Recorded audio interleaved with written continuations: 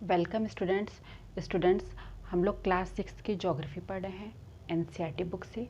आज third chapter पढ़ते हैं, मोशंस ऑफ द अर्थ, पृथ्वी की गतियाँ। स्टूडेंट, अर्थ दो प्रकार के मोशन करती है, टू टाइप्स ऑफ मोशन करती है, दो प्रकार की गतियाँ। एक प्रकार की गति उसकी अपनी धुरी पर, अपनी एक्सिस पे होती है। अर्थ जब अपनी धुरी पर, अपनी एक्सिस पर घूमती है, अपने अक्ष पर घूमती है, उसे घूर्णन कहते हैं। ये 24 घंटे में एक चक्कर पूरा कर लेती है और पश्चिम से पूर्व को, वेस्ट टू ईस्ट, पश्चिम से पूर्व को घूमती है। तो पृथ्वी जो अपने अक्ष पर गति करती है, अपनी एक्सिस पर गति करती है, उसे घूर्णन या रोटेशन कहते हैं। उसे घूर्णन या रोटेशन। तो पहले टाइप की गति, फर्स्ट टाइप की गति है, फर्स्ट टाइप का मोशन है घूर्णन या रोटेशन, जो अपनी ओन एक्सिस पे स्पिन करना और 24 आवर में, 24 घंटे में एक चक्कर पूरा कर लेती है। पृथ्वी की दूसरी प्रकार की गति है, अर्थ की दूसरी प्रकार की गति है जो सन के चारों ओर होती है। सन के चारों ओर पृथ्वी की गति परिक्रमण या रिवोल्यूशन, परिक्रमण या रिवोल्यूशन कहलाती है। नियर अबाउट 365 डेज, एक्चुअली 365 दिन और 6 घंटे, 365 डेज प्लस 6 आवर में पृथ्वी एक परिक्रमण पूरा कर लेती है, सूर्य के चारों ओर एक चक्कर पूरा कर लेती है। तो अर्थ की दूसरी प्रकार की गति रिवोल्यूशन है। तो टू टाइप्स ऑफ अर्थ का मोशन हुआ, घूर्णन एंड परिक्रमण, रोटेशन एंड रिवोल्यूशन। स्टूडेंट, पृथ्वी अपनी धुरी पर सीधे गति नहीं करती, बल्कि इसकी जो एक्सिस है वो थोड़ी झुकी हुई है और झुके हुए ही वो स्पिन करती है। इसकी एक्सिस टेढ़ी है, झुकी हुई है, जबकि लट्टू को हम देखते हैं, लट्टू एकदम सीधे गति करता है, लेकिन पृथ्वी थोड़ी सी तिरछा होकर गति करती है और ये एक्सिस है वो ऑर्बिटल प्लेन के साथ 66.5 डिग्री का एंगल बनाती है। तो अर्थ का जो प्लेन है वो एकदम, अर्थ का जो धुरी है, एक्सिस है, जो अर्थ का अक्ष है, वो एकदम सीधा नहीं है लट्टू की तरह, बल्कि झुकी हुई है और वो अपने ऑर्बिटल प्लेन या कक्षीय समतल से 66.5 डिग्री, ऑर्बिटल प्लेन से 66.5 डिग्री, 66.5 का कोण बनाती है, एंगल बनाती है। स्टूडेंट, ये ऑर्बिटल प्लेन क्या है? ऑर्बिटल प्लेन अर्थ का वो एक इमेजिनरी प्लेन है जिसके चारों ओर अर्थ और, या जिसमें अर्थ और सोलर सिस्टम के और प्लैनेट्स मूव करते रहते हैं। एक प्रकार का एक काल्पनिक सतह सी है। तो ये अपने ऑर्बिटल प्लेन से, जिस प्लेन पे वो सन के चारों ओर घूमती है, ये ऑर्बिटल प्लेन से 66.5 डिग्री का, 66.5 डिग्री का एंगल बनाती है, 66.5 डिग्री ऑर्बिटल प्लेन।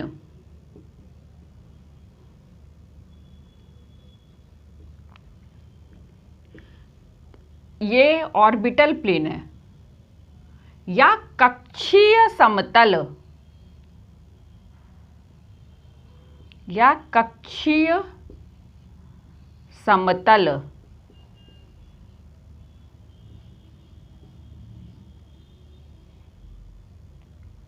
तो अर्थ अपनी धुरी पर इसकी एक्सिस, अर्थ का अक्ष 23.5 डिग्री झुका हुआ है, 23.5 अंश झुका हुआ है, एकदम सीधा नहीं है। और अपने ऑर्बिटल प्लेन से कितने डिग्री का कोण बना रही है, कितने डिग्री का एंगल बना रही है? 66.5। स्टूडेंट, अर्थ अपनी धुरी पर घूमती है, इस कारण अर्थ पे दिन और रात होते हैं और एक बार में पृथ्वी का आधा भाग ही सन की रोशनी पाता है। स्टूडेंट, अगर किसी बॉल पे हम टॉर्च से लाइट डालें तो वो केवल उसके आधे भाग पर ही पहुंचता है, पीछे वाला आधा भाग पे उसकी रेज नहीं पड़ती है। तो अर्थ पे भी ऐसा होता है। सन की जो रोशनी है वो अर्थ के आधे भाग पे ही एक बार में लाइट दे पाती है और आधा भाग जो अंधेरे में रहता है वहाँ नाइट होती है, वहाँ रात होती है और आधे भाग में दिन होता है। फिर दूसरा भाग जो आगे आता है फिर जस्ट अपोजिट, एकदम पीछे वाला भाग पे रात होती है। तो ये आधा भाग दिन और आधा भाग रात रहता है। तो वो सर्किल, वो वृत्त जो इस आधे भाग को दिन और रात को अलग करता है, इसे प्रदीप्त वृत्त या सर्किल ऑफ इल्यूमिनेशन कहते हैं। क्या कहते हैं? प्रदीप्त वृत्त या सर्किल ऑफ इल्यूमिनेशन। स्टूडेंट, जो circle of illumination and axis same नहीं है। अक्ष और circle of illumination same line में नहीं है। एक्सिस तिरछी है जबकि सर्किल ऑफ इल्यूमिनेशन सीधे में सीधा है।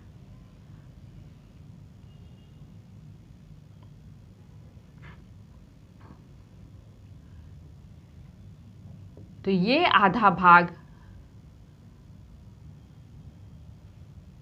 सर्किल ऑफ इल्यूमिनेशन के पीछे वाला भाग रात है, रात बनाता है।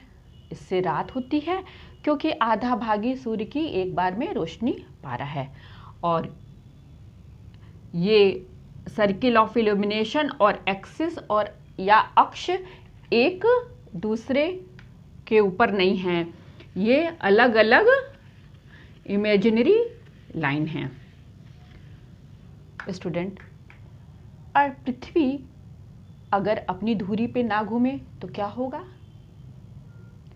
पृथ्वी अगर अपनी एक्सिस पे ना घूमे तो दिन और रात नहीं होते।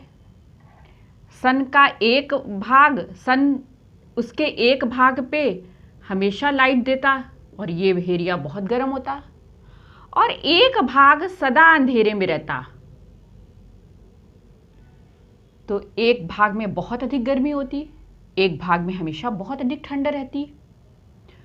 तो अर्थ के रोटेशन या घूर्णन के कारण, अर्थ के घूर्णन के कारण मौसम, वातावरण हमारे जीवन के अनुकूल होता है और पृथ्वी घूमती रहती है। तो जहाँ रात थी वहाँ 12 घंटे बाद दिन हो जाता है, और जहाँ दिन था वहाँ 12 घंटे बाद रात होती रहती है। तो पृथ्वी के रोटेशन के कारण, पृथ्वी के घूर्णन के कारण दिन और रात होते हैं। स्टूडेंट, पृथ्वी सन के चारों ओर एग्जैक्ट 365 दिन में नहीं घूमती है, बल्कि 365 डेज और 6 आवर में घूमती है। लेकिन सुविधा के लिए गणना में और बहुत से कारणों से हम लोग मोटे तौर पर कह देते हैं, मोटे तौर पे मान लिया जाता है कि 365 डेज एक वर्ष में होता है। 365 दिन और 6 घंटे में पृथ्वी परिक्रमण करती है या रिवोल्यूशन करती है, सन के चारों ओर चक्कर लगाती है। लेकिन सामान्यतः हम 365 दिन का एक वर्ष मानते हैं, और 4 ईयर बाद हर चौथे साल, हर साल के 6 घंटे को मिलाकर एक 24 घंटे हो जाता है। तो हर चौथे साल लीप वर्ष होता है। उसमें एक एक्स्ट्रा दिन को, जो हर 4 साल के 6 घंटे हैं, एक्स्ट्रा दिन को जोड़ लिया जाता है। और इस अतिरिक्त दिन को किस में जोड़ा जाता है, किस महीने में जोड़ा जाता है? इसको फरवरी में जोड़ा जाता है, फरवरी में जोड़ा जाता है। सामान्यतः जब लीप ईयर नहीं होता है तो फरवरी 28 दिन की होती है, 28 डेज की होती है।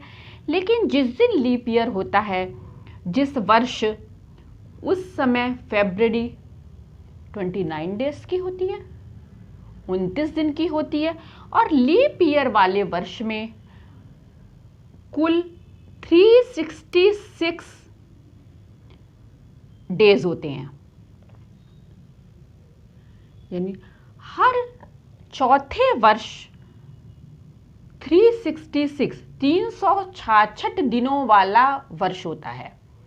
फिर 3 साल 365 दिन के, फिर चौथे साल 366 दिनों का वर्ष होता है। स्टूडेंट, पृथ्वी की जो कक्षा है, पृथ्वी की जो ऑर्बिट है, वो एकदम सर्कुलर नहीं है, एकदम वृत्तीय नहीं है। सन के चारों ओर पृथ्वी एकदम वृत्ताकार पाथ में नहीं घूमती है, बल्कि इसकी दीर्घ वृत्ताकार कक्षा है, एलिप्टिकल पाथ है।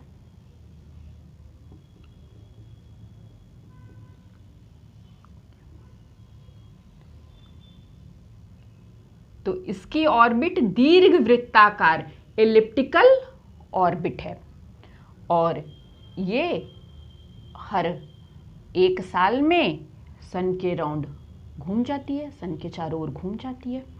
स्टूडेंट, पृथ्वी के अपने घूर्णन के कारण, अपनी अक्ष पे घूमने के कारण, अपनी एक्सिस पे घूमने के कारण, रोटेशन के कारण दिन और रात होते हैं। और पृथ्वी के सन के चारों ओर घूमने से सीजन्स होते हैं, ऋतुएं होती हैं, summer, winter, spring and autumn, ग्रीष्म, शीत, वसंत और शरद ऋतुएं। ये कैसे होती हैं, इनका क्या अवधि है, और इसमें पृथ्वी के अपने झुके होने और सन के चारों ओर घूमने से क्या फ़र्क पड़ता है, हम नेक्स्ट पार्ट में देखेंगे।